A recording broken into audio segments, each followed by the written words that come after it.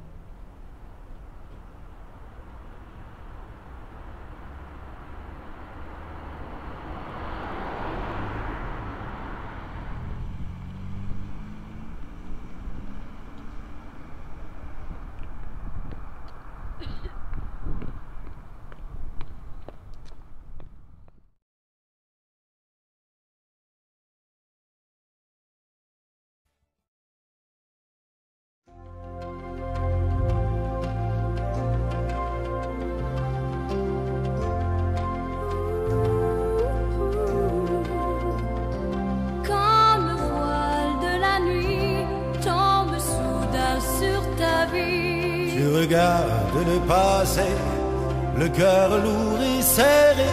Quand tu n'as que pour âme la colère et les larmes, il faut tendre la main, partager ton chagrin. Quand tu baisses les bras, tu recules d'un grand pas.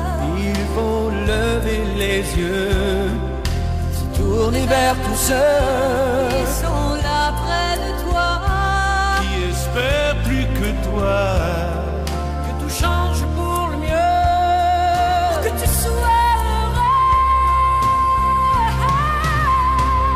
Car au nom de l'amour, au nom de la vie, les appels au secours, les pleurs et les cris, recommencer ce monde dans de cette chanson.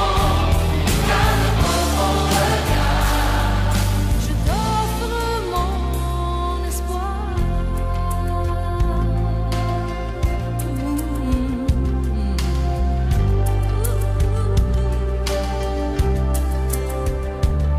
Quand le silence t'étouffe jusqu'à en perdre le souffle, que la peur t'envahit, que tu fais tout écrit.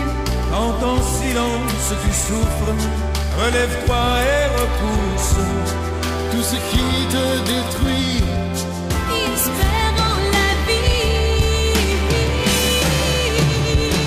Car au nom de l'amour, au nom de la vie, les appels au secours, les pleurs et les cris, un moment cesseront de dans cette chanson.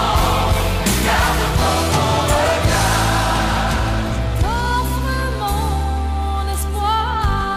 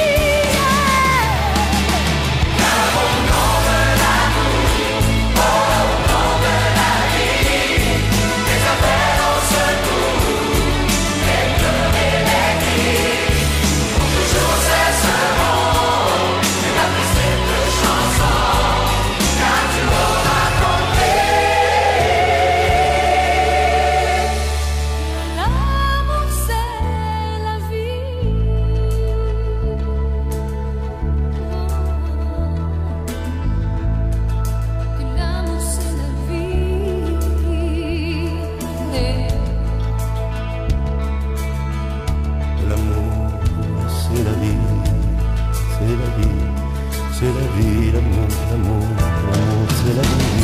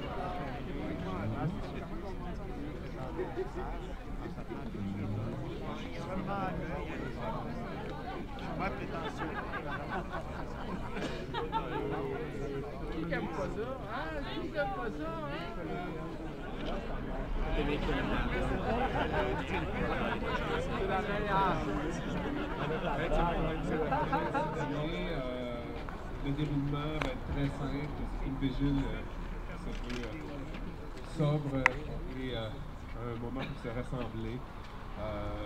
Il y aura un mot du président, conseil d'administration de la TOMS, la table montréalais des organismes SIDA. Après ça, il y aura une prise de parole libre, donc vous êtes invités à venir parler quelques minutes, donc un micro ouvert. On va tenir notre minute de silence après, et puis voilà, donc déroulement très simple. Sans plus tarder, je vais poser le micro à Robert. Alors bonsoir, je vous remercie infiniment d'être venu en grand nombre. Mon nom est Robert Rousseau, président de la Table des organismes montréalais de lutte contre le sida. En fait, depuis quelques années maintenant que la TOMS organise ce regroupement justement dans l'optique et dans l'objectif de commémorer les nombreuses pertes qu'on a connues au cours des dernières années et également pour se rappeler tout le travail qu'il nous reste à faire dans la lutte contre le VIH-Sida. Alors, je tiens à remercier le comité organisateur de l'événement qui a réuni des représentants de plusieurs organismes membres de la TOMS. Et en passant, la TOMS C'est plus de 25 organismes à travers le territoire de Montréal qui œuvrent autant en prévention, en soins et également en soutien aux personnes vivant avec le VIH et également des ressources en hébergement.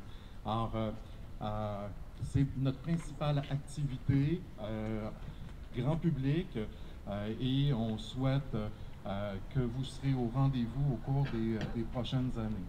Alors, encore une fois, merci de votre présence.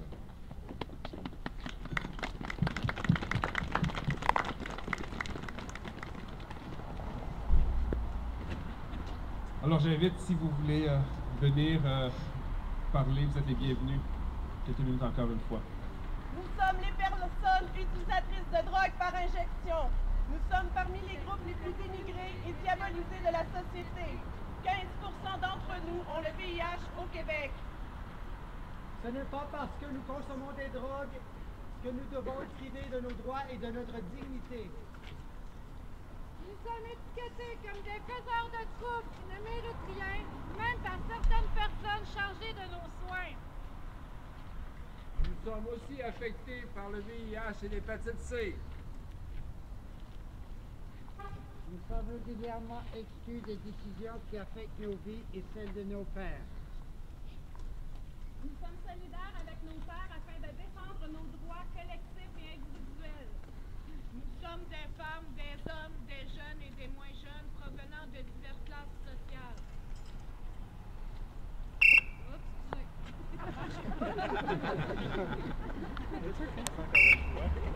Bon, je vais parler fort parce que ça ne fonctionne pas. Vous venez d'entendre les membres de l'ADIC lire une partie de notre manifeste. Nous sommes ici aujourd'hui car nous sommes affectés par le VIH et avons perdu des êtres chers. Nous sommes des personnes, des êtres humains qui consomment par dépendance ou par plaisir, des ex-consommateurs ou des personnes qui n'ont jamais consommé mais qui désirent s'impliquer. Nous sommes la cible de préjugés qui nourrissent une intolérance et un manque de compréhension face à notre situation. Ces attitudes nous maintiennent en marge de la société dont nous faisons pourtant partie intégrante. Au quotidien, nous vivons une discrimination fondée sur notre statut social de la part des différents appareils d'État, police, tribunaux, système de santé, aide sociale, etc. Nous nous opposons à toute politique publique qui viserait à réduire ou abolir tout service ou toute ressource dont nous avons besoin. De plus, les récentes coupures effectuées par le gouvernement fédéral et provincial dans le budget consacré à la réduction des méfaits nous toucheront durement, contribueront à la détérioration de nos conditions de vie et auront un impact direct sur notre santé. C'est pourquoi nous réclamons l'accès à des soins de santé qui respectent notre dignité et qui s'adaptent à notre réalité. Nous réclamons un meilleur accès et une attente moins longue pour l'obtention de services spécialisés de santé. Nous réclamons un meilleur financement pour les initiatives communautaires qui nous touchent. Nous refusons toute coupure des budgets en santé par les gouvernements. Nous dénonçons le manque de ressources en région et dans les communautés autochtones.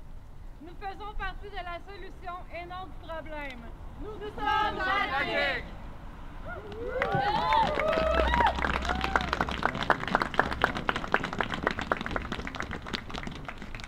Merci. Est-ce que quelqu'un d'autre voudrait prendre le micro? Merci. Je m'appelle Jordan, je suis ici de la part du Séro Syndicat, un collectif de personnes séropositives et séroconcernées à Montréal. Nous avons créé ces enseignes aujourd'hui pour dénoncer deux choses principalement. L'austérité, c'est cette politique qui détermine qui a une valeur dans la société et qui non. C'est une politique qui ne bénéficie aucune partie de la population qui a besoin des services sociaux que nous préconisons et qui nous sommes très très importants. Deuxièmement, à part de l'austérité, qui est une politique concentrée et effectuée de concert de la part des gouvernements provinciaux, fédéraux et municipaux, nous sommes là pour exiger la création d'un site de consommation supervisé tel que toute personne concernée par les utilisateurs de drogue demande. Nous sommes là également pour défendre toute la politique qui met au centre et qui focalise toutes les politiques concernant le VIH pour et par les personnes séropositives et non pas par les instances gouvernementaux. Nous croyons que toutes les décisions qui sont prises par rapport au VIH devraient être prises en considérant les besoins et les nécessités des personnes qui vivent avec l'hépatite C et le VIH.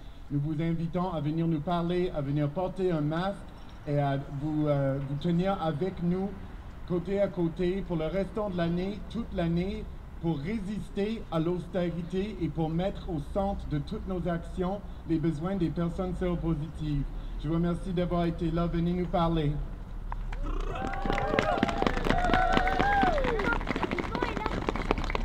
Merci beaucoup. Est-ce que quelqu'un d'autre voudrait prendre la parole? Alors bonsoir, mon nom est Martin Labrie, je suis un diplômé de l'UQAM en danse. J'ai gradué en 1996. Au même moment, j'ai appris que j'étais diagnostiqué séropositif dans à peu près la même semaine que j'ai eu mon dernier travail.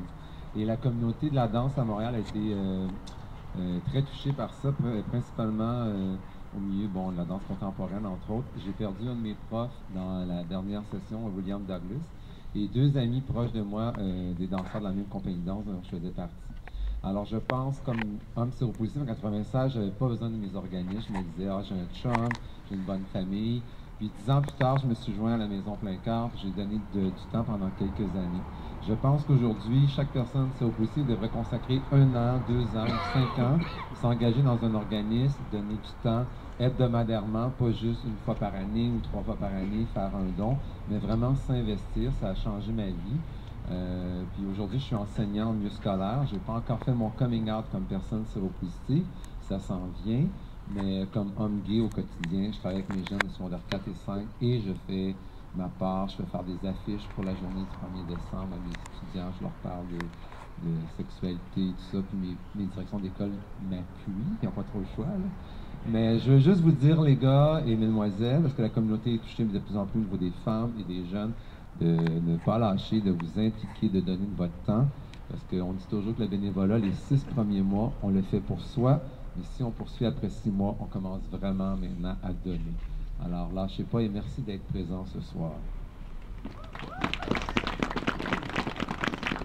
Merci. Je vous invite également à prendre connaissance des messages cette année que le comité organisateur a pris sur des formes de cartes aussi, puis sont projetées à l'écran ce soir. Donc je vous invite à regarder les messages.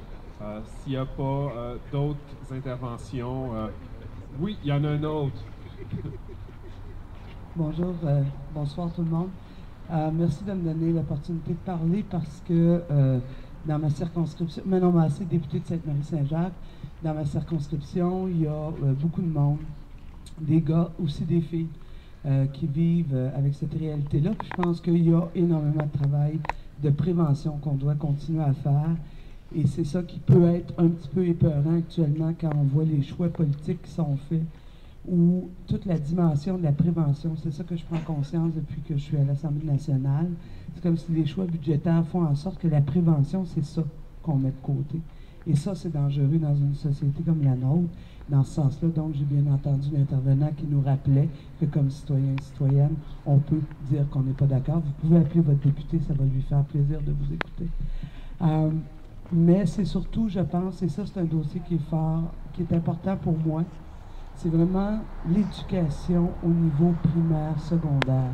Je pense qu'on doit prendre acte ici au Québec que depuis 10 ans maintenant, il n'y a plus de formation, il n'y a plus de cours de façon spécifique à l'éducation sexuelle et amoureuse. Et je pense que si on y revenait sérieusement, avec des gens formés pour ça, avec la préoccupation de la prévention, je pense qu'on y gagnerait. On y gagnerait en lutte à l'homophobie, on y gagnerait en prévention VIH et toutes les ITS. On y gagnerait aussi dans les relations saines, égalitaires entre les hommes et les femmes, entre les hommes et les hommes et entre les femmes aussi. Alors je pense que, et ça pourrait être sauveur pour plusieurs personnes trans qui, malheureusement, apprennent trop souvent par les autres leur propre cheminement. L'autre affaire à laquelle je pense en cette journée, qui est aussi une journée de commémoration, c'est à toutes les personnes qui ont contracté l'hépatite C ou le VIH par injection des drogues par intraveineuse. Et là, encore là, je vais vous dire, puis d'ailleurs vous allez le voir cette semaine, où je veux presser le gouvernement du Québec à faire en sorte qu'il y ait à Montréal des sites d'injection supervisés. Ça urge.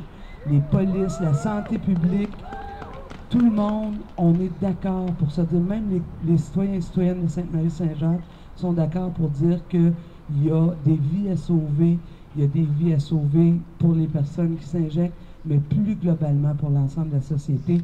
Et encore là, ce qui est épeurant, c'est que ce gouvernement-là ne veut pas mettre l'argent pour prévenir, il veut mettre l'argent ailleurs, et je pense qu'il faut lui rappeler que c'est pas ce qu'on souhaite. Alors, j'ai vraiment une pensée pour toutes les personnes qui vivent actuellement, soit des deuils ou qui accompagnent des personnes en fin de vie qui ont le VIH. Je suis solidaire de cœur avec vous et je pense qu'on va continuer la lutte.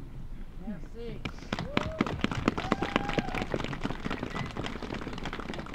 Mais les gars de cuir, on a perdu beaucoup de gens du sida. On a perdu des grosses familles. La communauté a été transformée. Et puis, il y a une nouvelle relance au niveau de la communauté cuir, que ce soit à Montréal ou à travers le monde. Et puis, on était les premiers vraiment à se garrocher puis à donner de l'aide au niveau communautaire, à faire des levées de fonds. Alors, suivez-nous partout à travers le monde. Les gars de cuir, on est là pour donner. On a toujours donné, puis on va toujours continuer à donner de notre temps. On est des gars de cuir, mais on est des gars de communautaire. Cette année, avec Michael, M. Cuir Montréal de cette année, on a choisi Réseau, et puis on va faire une tournée, quelle date? Le 19 décembre. Le 19 décembre, on va faire une tournée Mr. Friendly. Mr. Friendly, c'est un Américain, un autre gars de cuir qui a parti ça.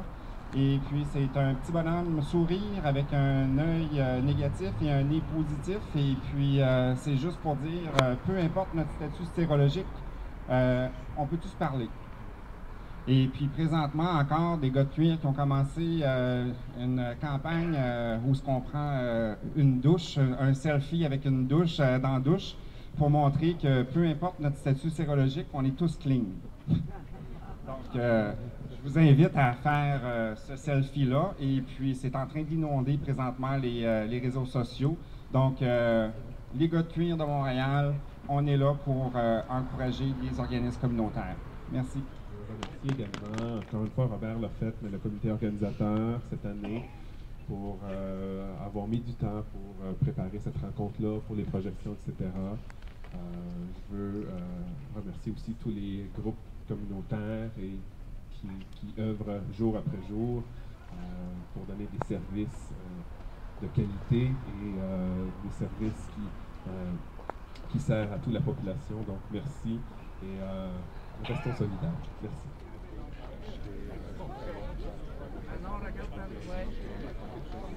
Et Harper, il regarde où?